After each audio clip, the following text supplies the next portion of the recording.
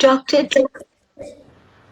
Director Swami Vivekananda Cultural Center, Professor Prem Anand Misra, Professor A. Raghu Ramaraju, Professor Ravinder Kumar, Dr. Swarup Prasad Ghosh, Ms. Shasti Harinarayan, Mr. Piyush Khandewa, distinguished online guests.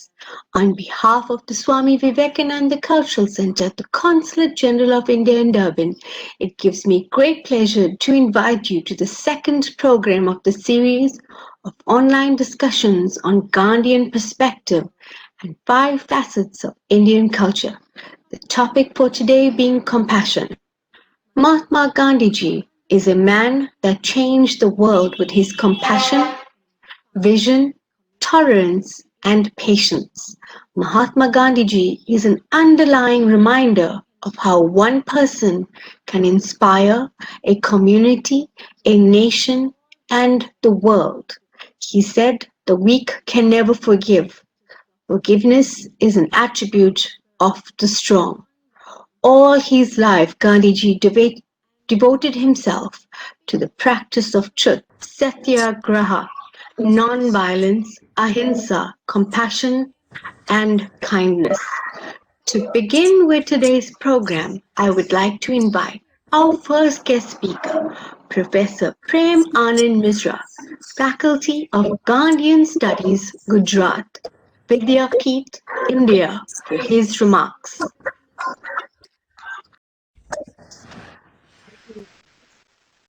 I'm grateful to Dr. Chaitanya Prakash Yogi ji, Director Swami Vivekananda Center at the Consulate General of India at Durban, South Africa, to invite me to share some of my thoughts on compassion from the Gandhian.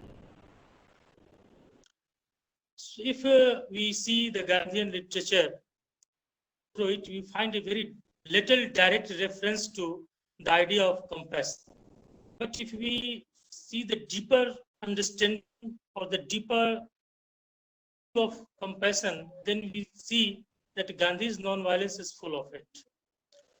It is striking, and there are very amazing examples in which Gandhi has tried to show that how non-violence is incomplete without the idea of compassion or the practicing compassion. I would like to briefly mention the two important theory of Gandhi. First about violence, and about satyagraha, that how his idea of action that is in these two thoughts. The Gandhi is non-violence, and it doesn't mean the mechanical of non-killing, but behind this there is a very strong idea of compassion. So much so that idea of compassion, Gandhi sometimes justify the act of violence. This looks very strange, but I will cite an example in 1928. In his ashram, Gandhi saw there is a calf and suffering from too much pain. Gandhi instructed the doctors to giving a poison. And it was very much controversial that time because the Gandhi was a man of non-violence. He was known as, and many people asked that, what is this? How do you justify it? Then Gandhi says that the non-violence doesn't mean a mechanical act, but there is a compassion behind it. And his idea was that if we talk about non-violence, that means there should be compassion. It doesn't mean that, as I told earlier, that it doesn't mean a mechanical meaning of non-killing. So even an act of violence can be justified on the basis of compassion, that it is a non-violence. This is a very strange in Gandhi's idea. Later on, he was asked a lot of questions on that because the Jain practices in India, especially about the non-violence, and Gandhi was very much critical about that. So he wrote a piece of work on that. That I think that idea of his compassion, what lies in Gandhi's non-violence, is very much significant. I just read a quote that Gandhi talks about the compassion. Ahimsa is a comprehensive principle. We are helpless mortals caught in the conflagrations of Hinsa. The saying that life lives on life has a deep meaning in it. Man cannot for a moment live without consciously or unconsciously committing towards hinsa. The very fact of his living, eating, drinking, and moving about necessarily involves some hinsa, destruction of life, be it ever so minute. A votary of ahimsa, and that is very crucial. A votary of ahimsa therefore remains true to his faith if the spring of all his actions is compassion. I would just repeat it.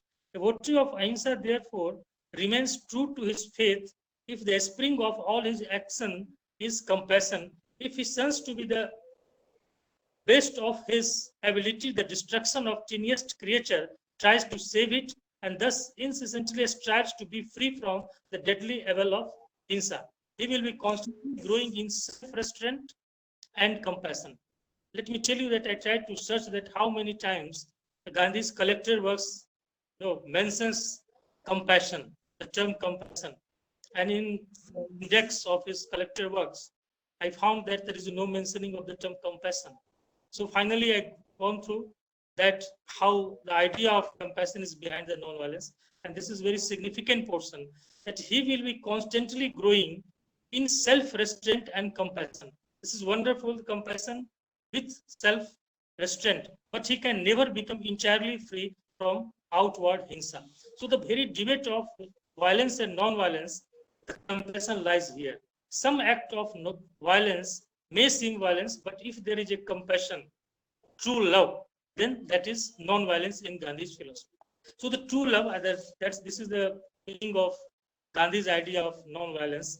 When Gandhi talks about true love, then he argues that true love doesn't arise from the body or mind, and this is his quote, but from the heart, which is the seat of comprehension through compassion or feeling.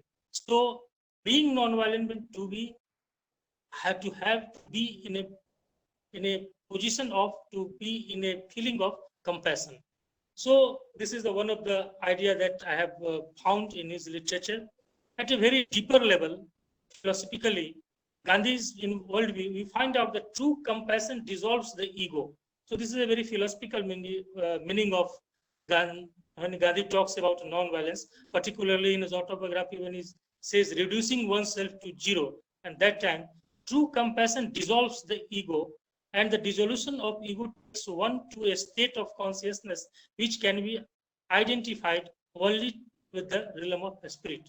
So this was the Gandhi's idea of non-violence that rests upon the very notion of compassion. Second important aspect that we have seen, and particularly the Gandhian literature, is very much important, satyagraha. Satyagraha generally seems to be a kind of non-violent resistance, but behind that there is idea of compassion. Satyagraha is a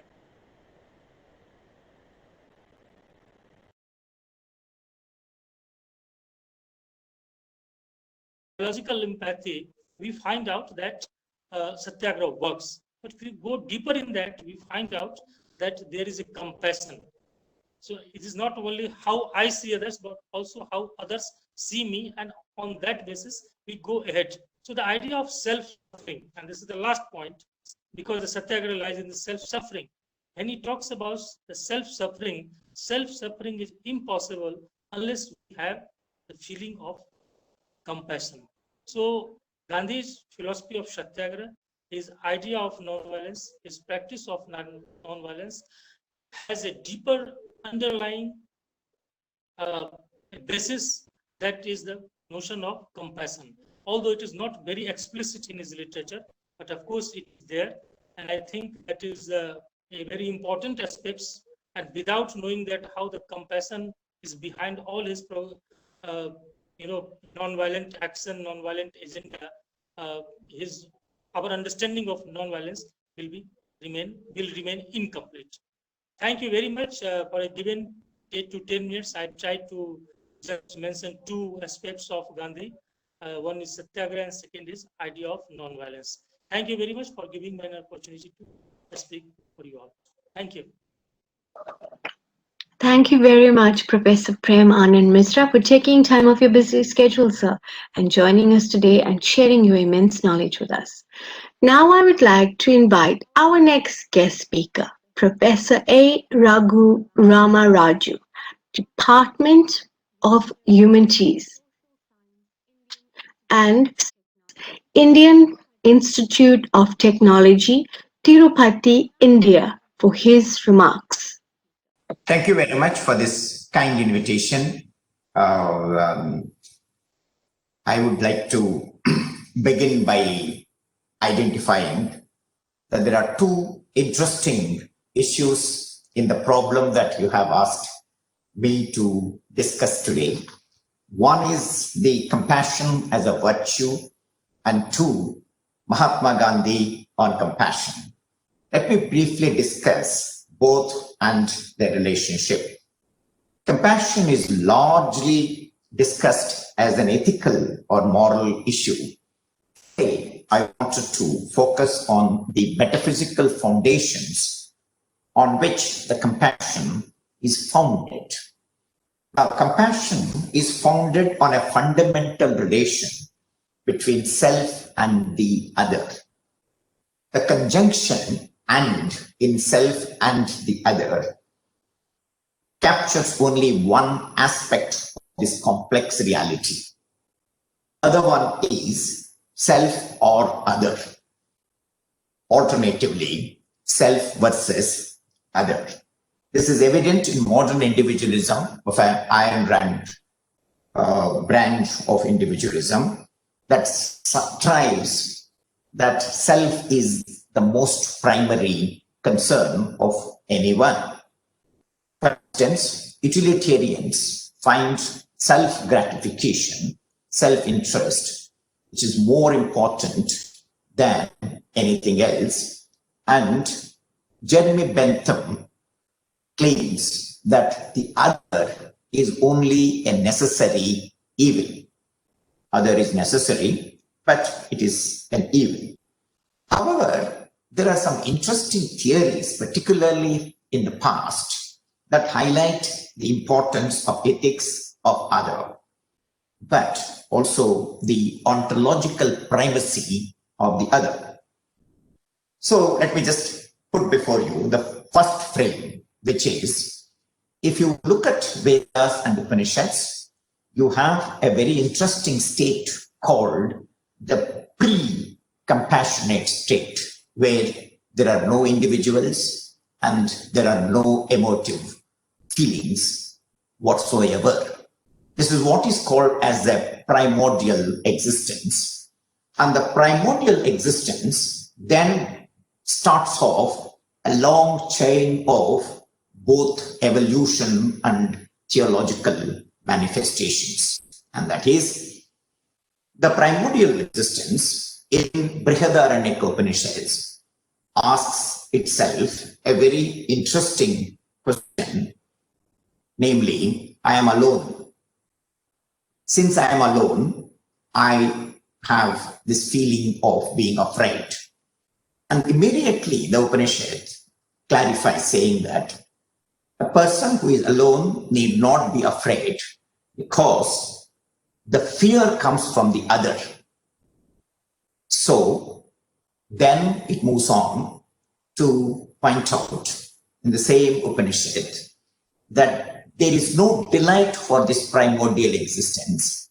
And because of the delight, there is a need to create another, and that other is gendered for the first time. And then there are a lot of other things. I don't want to get into that at this point. But what is important to find here is that there is a sequence which is a very interesting thing.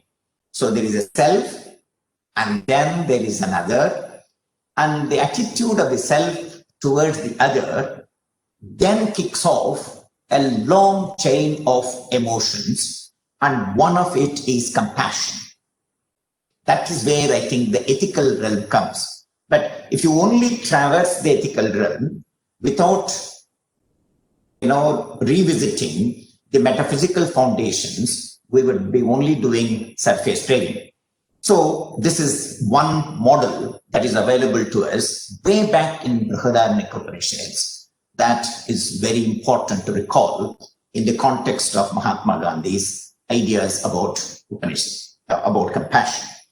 The other one, which is very, very important, that is available is We all know that Buddha did not accept self, but Emperor Ashoka, in one of his edicts, says something very stunningly original, which is not there in many other civilizations, and that is, he says that the happiness of the other is the precondition for my own happiness. Just pay attention to the sequence. So what is important to me? My happiness comes second, because the first happiness has to be found in the other. So now you find that there is a different kind of sequence or chronology that is available to us.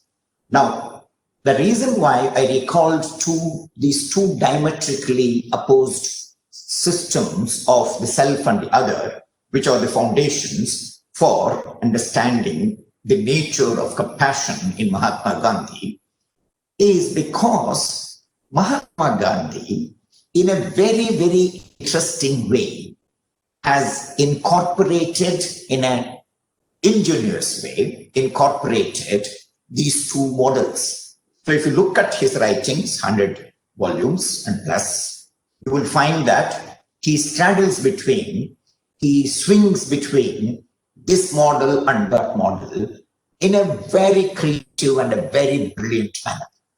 And that's something which is amazing. So when I read these 100 volumes, I don't read them in a scattered manner, in an associative way.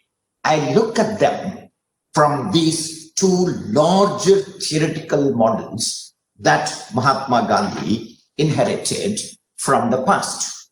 One from the Vedantic tradition, the other one is the Buddhist tradition. And that is one of the strengths of Mahatma Gandhi, is that he, unlike many other nationalist leaders, did not disinherit the past.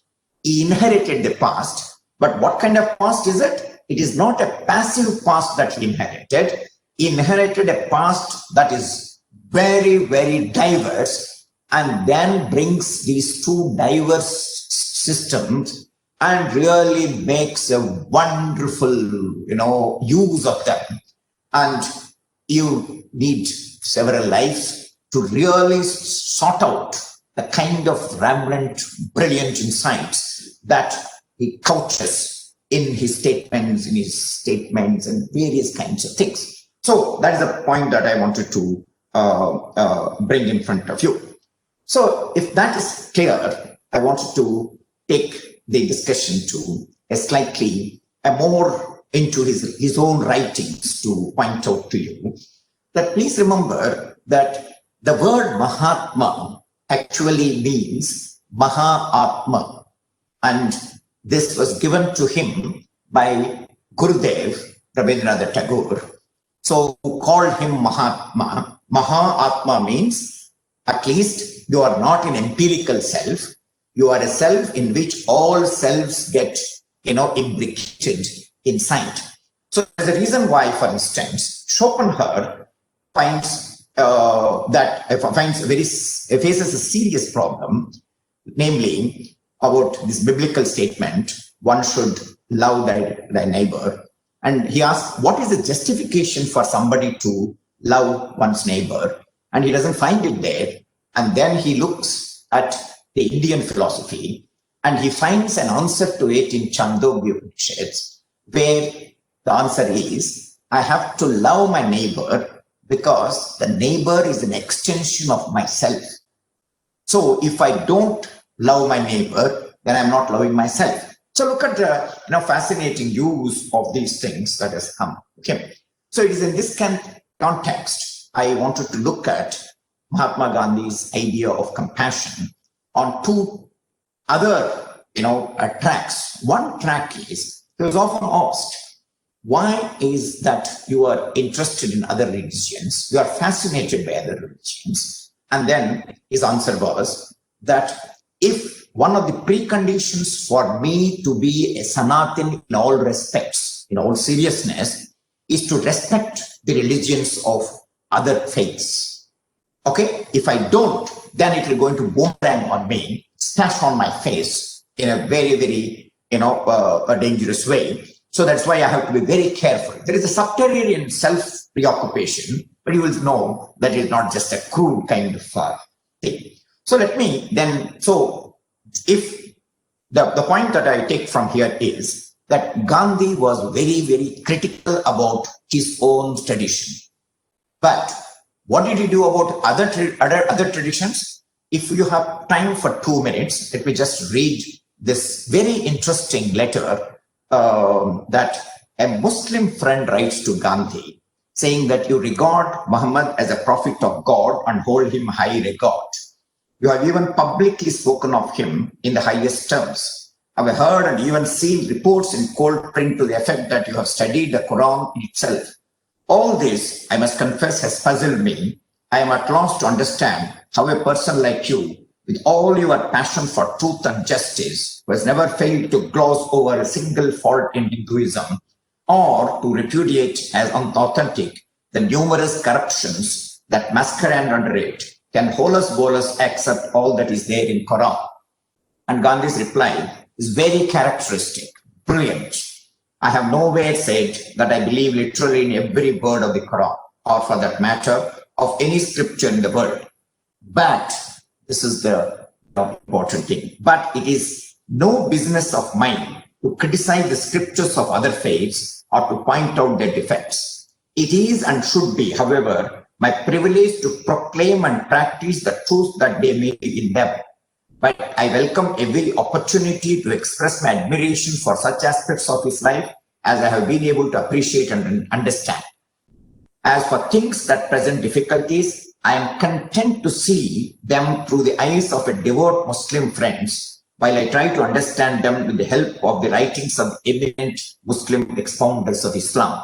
It is only through such reverential approach to faiths other than mine that I can realize the principle of equality of all religions. But it is both my right and duty to point out the defects in Hinduism in order to purify it and keep it pure.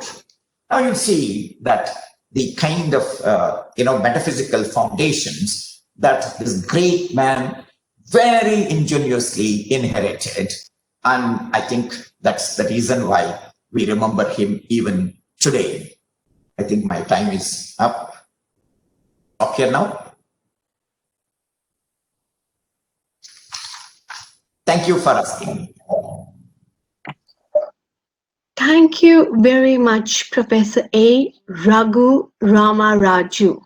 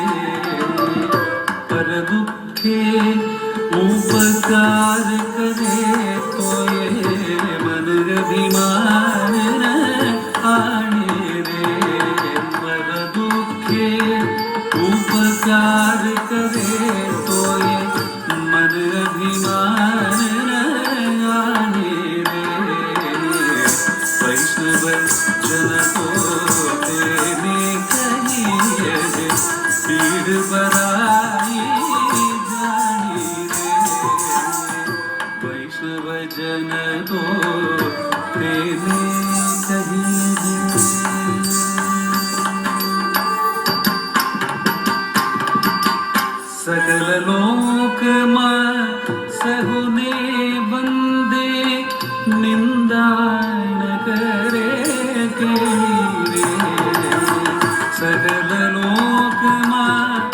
रघुने वंदे निंदा नगरे गिलिरे watch काच मन निश्चल राखे घन घन जननी तेणी रे वैष्णव जन तो तेने कहियज पीड़ पराई जानी रे वैष्णव जन तो तेने कहियज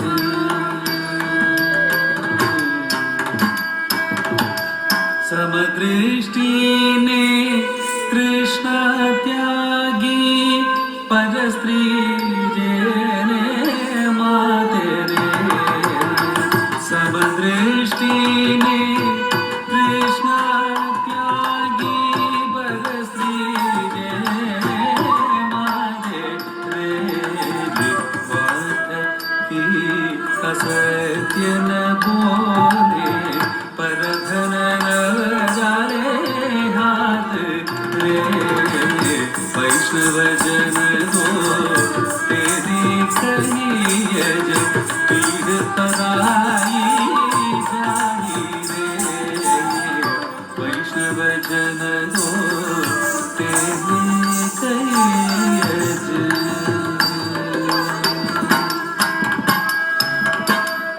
मोह माया व्यापे नहीं जेने दृढ़ वैराग्य जेना मन मारे मोह माया व्यापे नहीं जेने दृढ़ वैराग्य जेना मन मारे राम नाम सूता लीलाजी सकल तीरथ तेरा वैष्णव जन तो तेरी कहियज पीड़ पराई जानी रे वैष्णव जन तो तेरी कहियज वनलोभी में कपट रहित छे काम क्रोध निवार्या वनलोभी में कपट रहित छे काम क्रोध निवार्या भणे नरसयो दर्शन करता फुलये को तेरे तार्या रे वैष्णव जन हो तेरी कहियज पीड़ पराई जानी रे पर दुखे उपकार करे तोई मन विमान नाड़ी रे वैष्णव जन तो तेरी कहियज पीड़ पराई जानी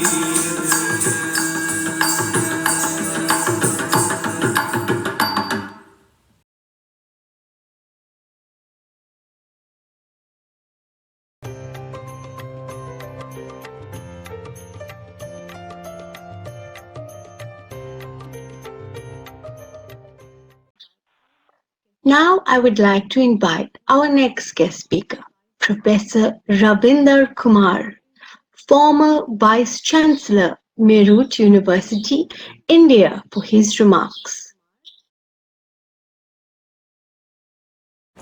Gandhian thought or philosophy has been understood and explained by scholars and subject specialists from time to time all over the world as per their own interpretation of his ideology.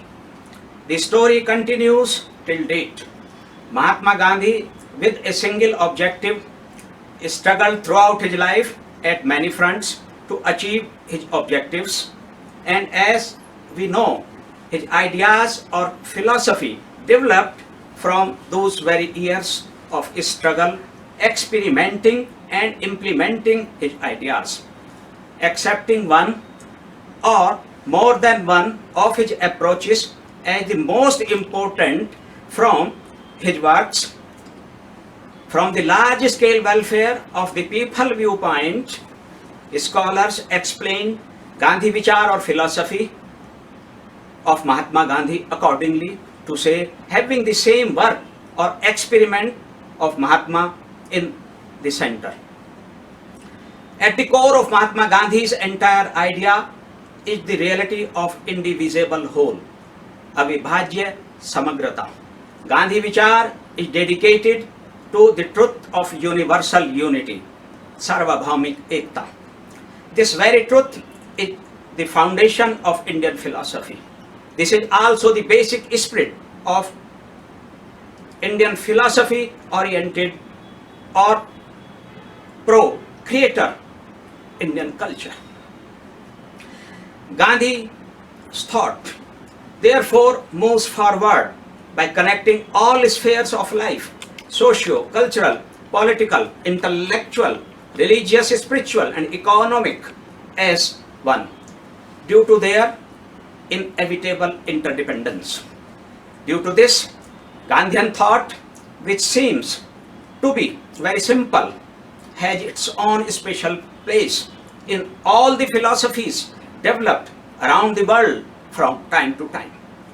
This truth is well revealed when one goes into the depth of views expressed by Mahatma Gandhi on almost all subjects related to all walks of life, periodically, and course of actions set by him.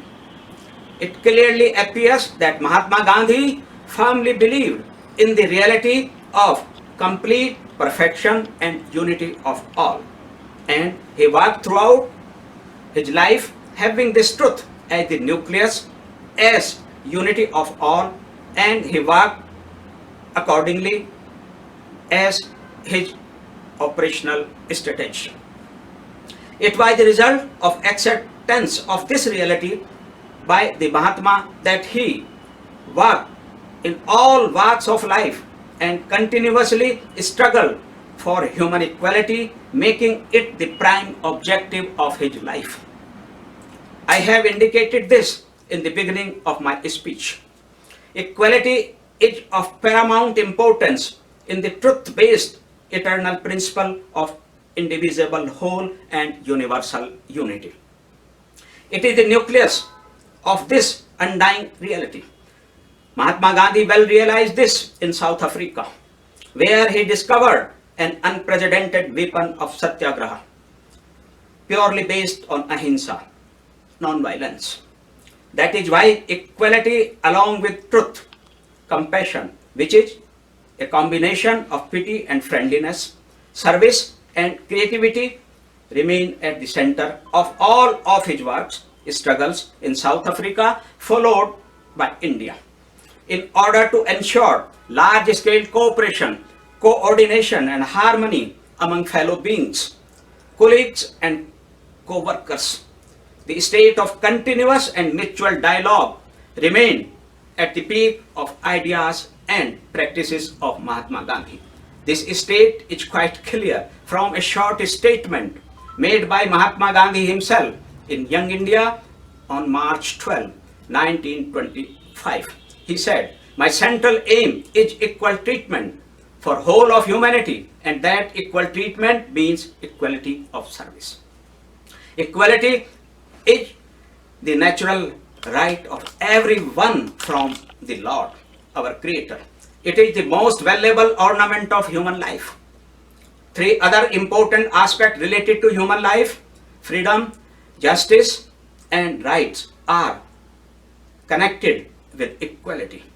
Since ancient times, great men of the era, leading figures from the field of religion or the Dharmakshetra, which leaves deep impact on human life, always kept human equality highest in their messages. They expected man to treat each other equally. In the scriptures also, the aspect of human equality emerge in the most prominent form.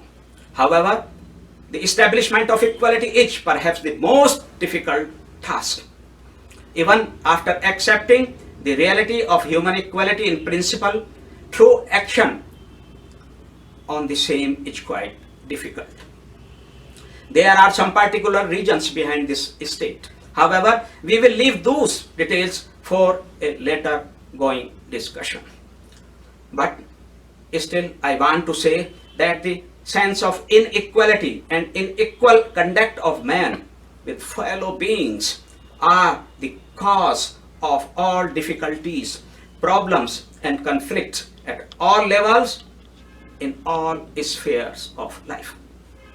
A great humanist, Mahatma Gandhi, knew and understood this reality well.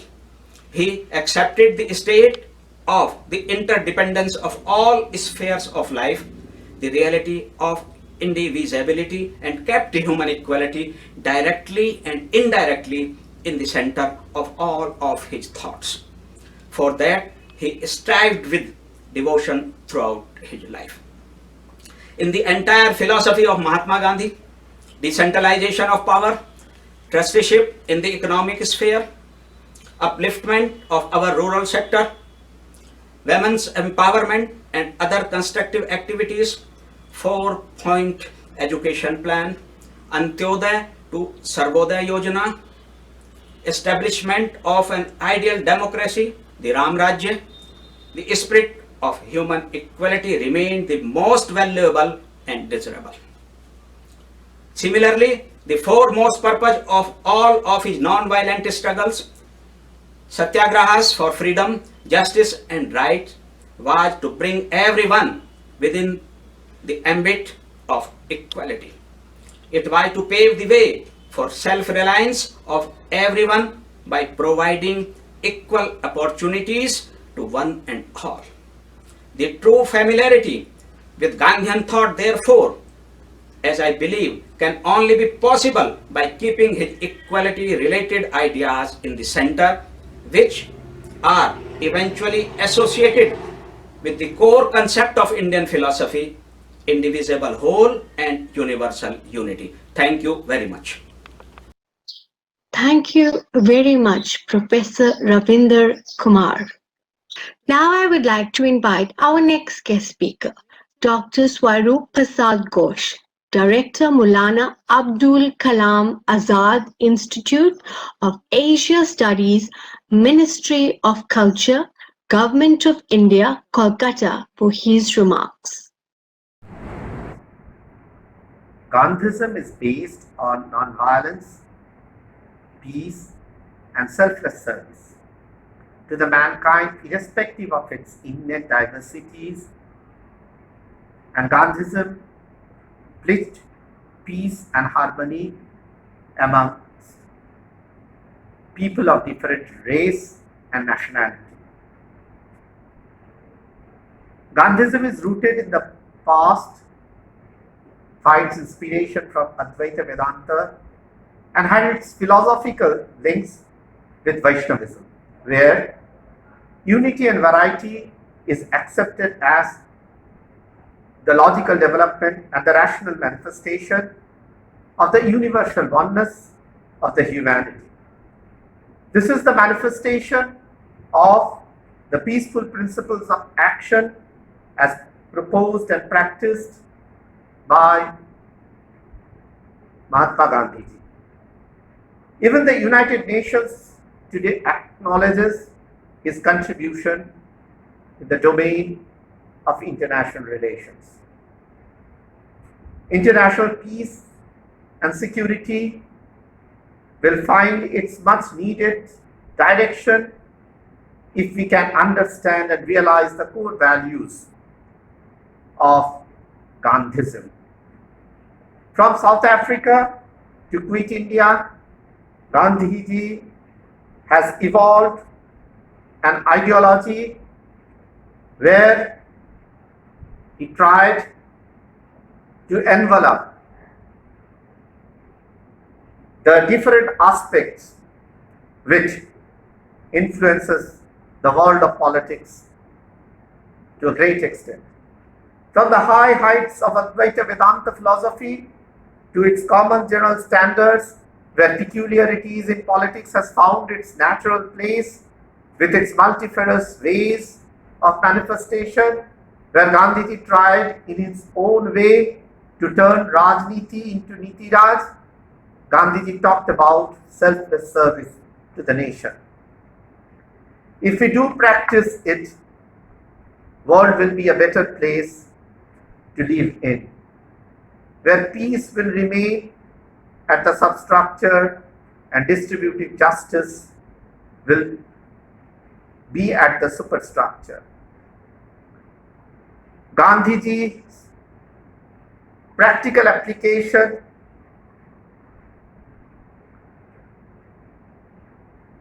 has always been through the power of mercy, sympathy, peace, and compassion.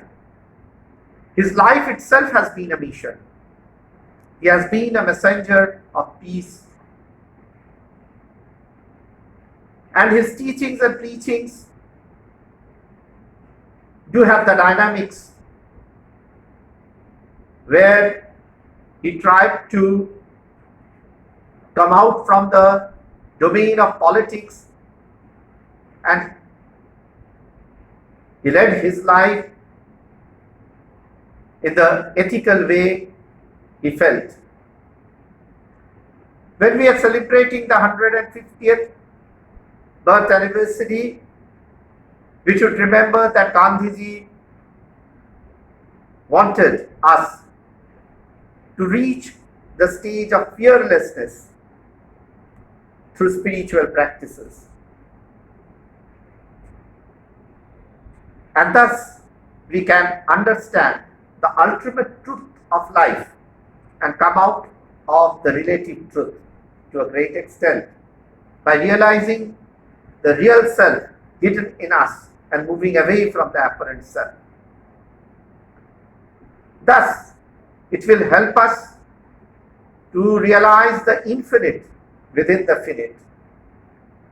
Gandhiji practiced a non-violent way where a soft government, a humanist government, will serve the people with maximum governance. The Indian understanding of dharma influenced him to a great extent, and he wanted that Indians will serve their nation selflessly. And that can happen through self-transformation, where spirituality will remain at the base, at the substructure, and materialism at the superstructure. This can happen through expanding the mind to encompass the entire humanity, irrespective of its innate diversity. That's why when we talk about Gandhism, when Gandhiji has become a household name, not only in India but also abroad, we think about a state of mind where we can elevate ourselves to understand the unity in variety, to understand that there is no two but one, to understand that we should help each other to live their life in the way one can, but that should be the ethical way of life. So, to express our deep regard to Mahatma Gandhiji, we should start practicing Gandhism in our own life. And as long as we try to do so, that's practicing Gandhism in our own life,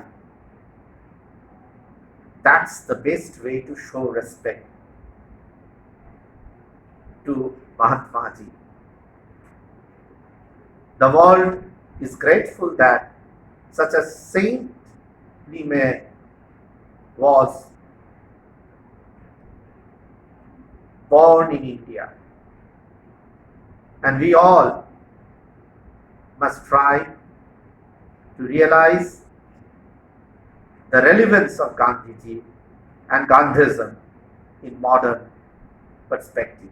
Thank you. Thank you very much, Dr. Swarup Prasad Ghosh. Now that we have come to the end of today's program, we will have vote of thanks by Ms. Shristi Harinarayan. Namaskar. On behalf of the Swami Vivekananda Cultural Center at the Consulate General of India in Durban, it gives me great pleasure in rendering this afternoon's vote of thanks on day 2 of the online series of discussions on Gandhian perspective and the 5 facets of Indian culture, with today's topic being compassion.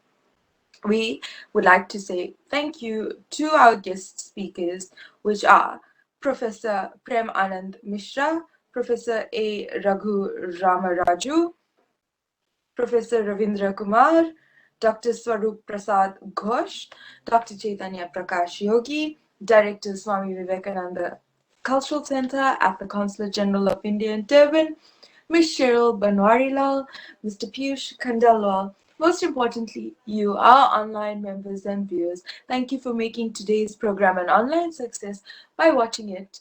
Please stay tuned for SVCC social media pages for what's happening next, and do continue to watch the rest of this online discussions of Gandhian perspectives and the 5 facets of Indian culture.